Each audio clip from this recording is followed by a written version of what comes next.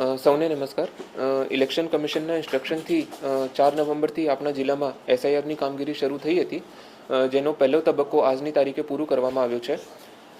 આજની તારીખે draft role publish કરવામાં આવ્યો છે. એના વિશે હું એક ટૂંકમાં માહિતી આપીશ. આપણા જિલ્લામાં 2025ની મતદાર યાદી પ્રમાણે ટોટલ ઇલેક્ટર્સ 13,85,507 એટલા ઇલેક્ટર્સ હતા.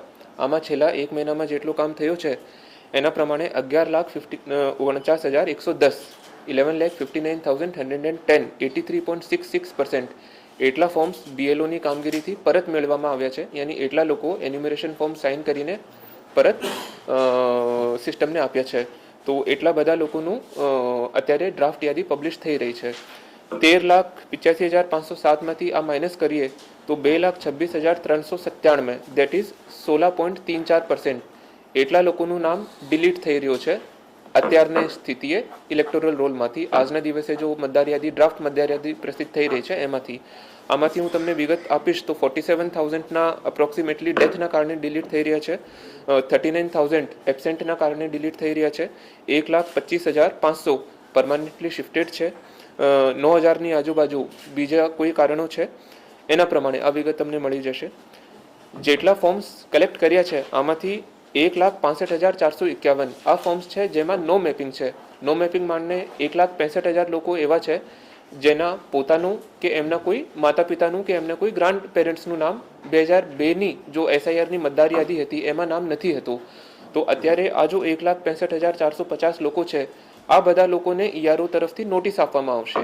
એમનું આ બધા 1,65,000 લોકોનું નામ મતદાર યાદીમાં આજે પબ્લિશ થઈ રહ્યો છે, લેકિન ચૂંકી એમનું નામ 2002ની મતદાર યાદીમાં નથી હતું એના પ્રમાણે આ લોકોને નોટિસ આપવામાં આવશે. અને નોટિસના જવાબ આપવા માટે એ લોકો માટે 18 જનવરી સુધીનો એ લોકોના માટે પાસે ટાઈમ છે. અને એના જવાબ આધારિત પછી ઈઆરઓ નિર્ણય લેશે કે એમનું નામ ફાઇનલ મતદાર યાદીમાં પબ્લિશ થશે કે નહીં થશે. અને એના માટે ઈઆરઓ 10 ફરવરી સુધી નિર્ણય લેશે અને પછી 17 ફરવરીના દિવસે ફાઇનલ મતદાર યાદી પ્રસિદ્ધ કરવામાં આવશે. આ જો આખી કામગીરી છે આમાં બધી એટલી, કારણ કે 1,65,000 હિયરિંગ આપવાની થાય છે બધા લોકોને, તો એના માટે એડિશનલ એઈઆરઓની નિમણૂક કરવામાં આવી છે. અને આપણા જિલ્લામાં ટોટલ 127 એડિશનલ એઈઆરઓની નિમણૂક કરવામાં આવી છે. એ લોકો હિયરિંગ લેશે અને પછી ઈઆરઓને એક રિપોર્ટ સબમિટ કરશે. એના સિવાય આપણે જિલ્લામાં અત્યાર સુધી 1359 એટલા પોલિંગ સ્ટેશન હતા. અને અત્યારે જો પુનર્ગઠન થયું છે, કારણ કે એક પોલિંગ સ્ટેશનમાં કમિશનની ગાઈડલાઈન મુજબ 1200 મતદાર રહેવા જોઈએ, તો એના આધારે પુનર્ગઠન થયું છે અને 185 પોલિંગ સ્ટેશન વધારવામાં આવ્યા છે. અને આના પછી અત્યારે આપણે પાસે ટોટલ પોલિંગ સ્ટેશન થઈ જશે 1544. તો આ અત્યાર સુધીની માહિતી છે.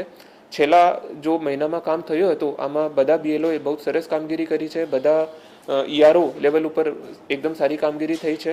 અને કન્ટિન્યુઅસ દરેક સ્ટેજ ઉપર મારા ડીઓ ઓફિસમાં પોલિટિકલ પાર્ટી સાથે 3-4 મિટિંગ થઈ છે કે કોઈને કોઈ વાંધો છે તો ડીઓ ઓફિસને જાણ કરી દે. ઈઆરઓ લેવલ ઉપર પોલિટિકલ પાર્ટી સાથે મિટિંગ થઈ છે. અત્યાર સુધી વલસાડ જિલ્લામાં કોઈ પોલિટિકલ પાર્ટીની કોઈ કમ્પ્લેન્ટ આવી નથી અને કામ સારી રીતે થયું છે. અને છેલ્લા તબક્કામાં જેટલા પણ બીએલઓ જ હતા એની મિટિંગ કરવામાં આવી હતી. બીએલએસ દર પાર્ટીના જો બૂથ ઉપર બૂથ લેવલ એજન્ટ હોય છે, આ બધા લોકોની મિટિંગ બીએલઓ સાથે કરવામાં આવી હતી. એના પિક્ચર્સ અને એના મિનિટ્સ ઓફ મિટિંગ પણ બીએલઓની એપ ઉપર અપલોડ કરવામાં આવ્યા હતા. અને ઈચ્છનીય છે કે આવતા એક મહિનાની જો કામગીરી છે એમાં પણ બધાનો સહકાર મળે. ધન્યવાદ.